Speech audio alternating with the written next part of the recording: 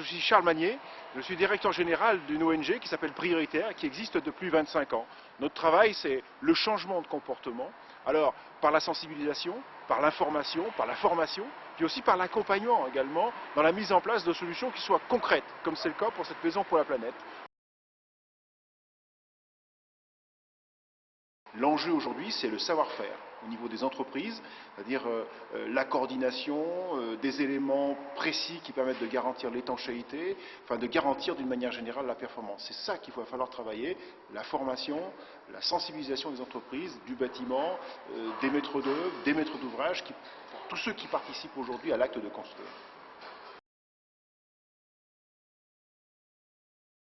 Pour qu'il soit d'énergie positive, il faut qu'il soit totalement passif. Alors, il y a 3 éléments qui sont à contrôler, qui sont indispensables. Un, une surisolation extrêmement performante. 40 cm pour ce bâtiment, que ce soit en vertical qu'en horizontal.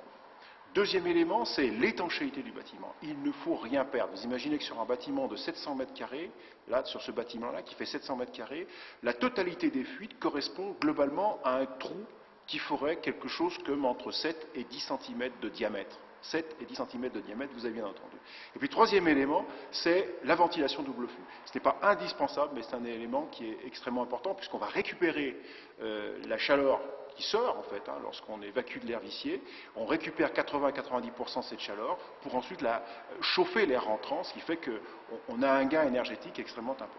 Et alors, le quatrième élément, j'ai dit 3 mais il en faut un quatrième, c'est la récupération à travers un puits canadien, qui dans ce cas-là est un puits canadien hydraulique, c'est-à-dire qu'on fait passer un fluide dans le terrain qui permet de récupérer, à 1 mètre dans le sol, qui permet de récupérer donc la chaleur en hiver et la fraîcheur en été. Dans notre cas, on va mettre 100 m² de panneaux photovoltaïques sur le toit, et cette production d'électricité permettra de couvrir l'ensemble des besoins énergétiques du bâtiment, puisqu'on est dans le cas d'un bâtiment tertiaire, donc ça veut dire qu'on n'a pas de très gros besoins en eau chaude, et donc nos besoins c'est d'électricité, d'une part pour le chauffage, puisque nous sommes sur une pompe à chaleur réversible, et puis également pour les appareillages type ordinateur, éclairage, etc.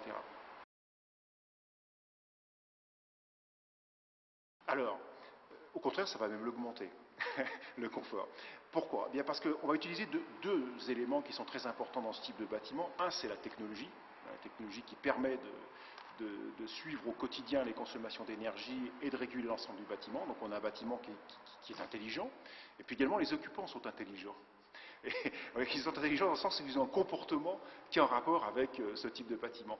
S'agissant donc de la technologie, bon, il y a toutes sortes de technologies. Avec Vinci Énergie, on a mis au point un système qui permet par exemple de réguler l'éclairage en fonction de la lumière extérieure. Ce n'est pas la peine de dépenser des luxes alors qu'il fait très beau dehors, donc on régule au fur et à mesure en fonction des besoins réels des gens qui travaillent à l'intérieur du bâtiment. Ça aussi, c'est du confort.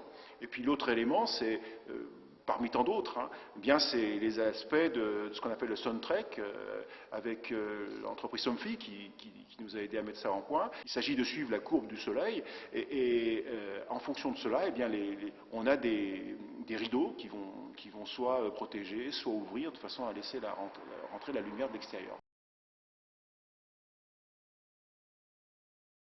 Les bâtiments sont tellement performants aujourd'hui que l'électricité devient de nouveau un élément qui peut faire fonctionner la totalité du bâtiment. Aussi bien sur les demandes traditionnelles, je dirais, d'éclairage, de fonctionnement des appareillages, mais aussi sur le fonctionnement même du bâtiment en termes de chauffage. Aujourd'hui, quand on prend ces bâtiments en basse consommation, en Allemagne, on met un infracable dans le sol et ça fonctionne parce qu'on a de moins en moins besoin de chauffage. Vous imaginez qu'un bâtiment comme ça, vous ouvrez un four électrique moyen et vous chauffez 700 m² de bâtiment. Voyez, donc le problème ici, c'est de rafraîchir un bâtiment comme ça, c'est pas de le chauffer. Donc, véritablement, là, on a, je dirais, dans l'évolution qui va se produire dans les 20 prochaines années, un retour en force de l'électricité.